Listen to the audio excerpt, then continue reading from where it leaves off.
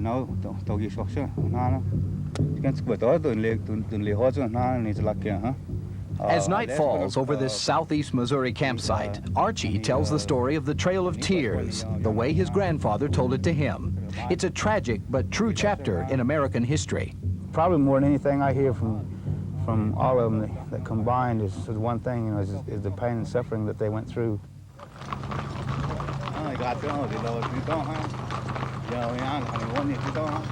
Archie Mouse is a full-blooded Cherokee Indian. He carries his native flag proudly as he leads the commemorative wagon train over its 1,000-mile journey. For Archie, this means retracing the painful steps of his great-grandparents. But for everyone involved, the trip means a personal commitment to the memory of the Trail of Tears. 150 years ago, the entire Cherokee Nation was forced from their ancestral homelands as a result of President Andrew Jackson's Indian Removal Act. Literally ripped from their homes with just the clothes on their backs, the Cherokee were brutally driven through the dead of winter over 1,000 miles of wilderness. This is how one U.S. soldier described it. I made the long journey to the west with the Cherokees and did all that a private soldier could do to alleviate their sufferings. The trail of the exiles was a trail of death. It makes me feel as if we all need to do something to recognize the horrible tragedy that took place and to, in a way, say, hey, we're sorry. Wagons ho! Paul Vance is chairman of the Trail of Tears Commission, a group concerned with keeping the Cherokee legacy alive. These dedicated historians have been on the road for the past 2 months, retracing the original Trail of Tears. Well, sometimes you get that feeling that even though you're not actually, you know you're not actually on it, you have a very, I get a very close feeling for some of the suffering that they went through. Ray Morris has an adopted full-blooded Indian son. He took a leave of absence from the University of Illinois to go on the trip. We should recognize our responsibility as a nation to the commitments that we made to those individuals. The Cherokee people were highly civilized and educated. Yet the U.S. government's greed for land and rumors of gold led to the violent takeover of their nation. When the bugle sounded and the wagon started rolling, many of the children rose to their feet and waved their little hands goodbye to their homes, knowing they were leaving them forever. Many of these helpless people did not have blankets, and many had been driven from home barefooted. Well, you can't imagine how terrible it must have been. You know, that's just something that you don't want to think about.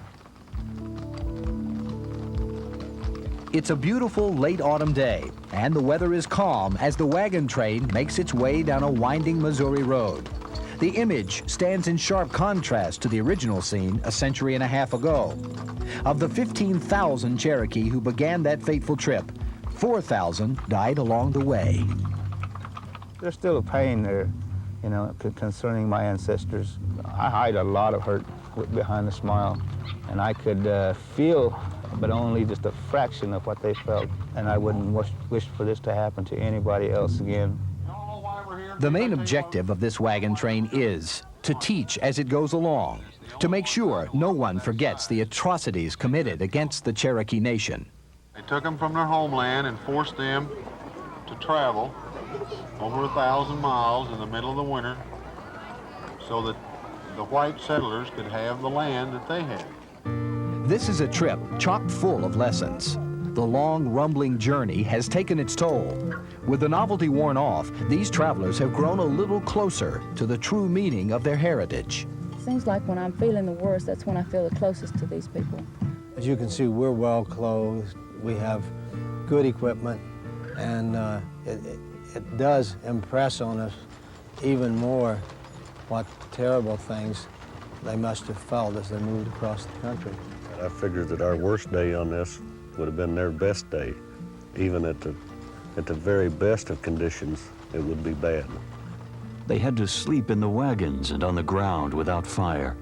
I have known as many as 22 of them to die in one night of pneumonia due to ill treatment, cold, and exposure.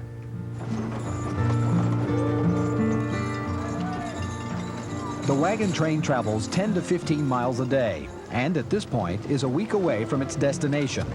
Tahlequah, Oklahoma marks the end of the Trail of Tears. That's where the surviving Cherokees were forced to settle. I think, especially this Thanksgiving, 150 years after the fact, that maybe as a society we ought to take a closer look at how we are actually relating to those Native Americans who kept the first colonies alive. These modern-day pioneers are spending tonight by their campfire. The Cherokee weren't even allowed that. Perhaps their effort will help the rest of us put Thanksgiving in perspective.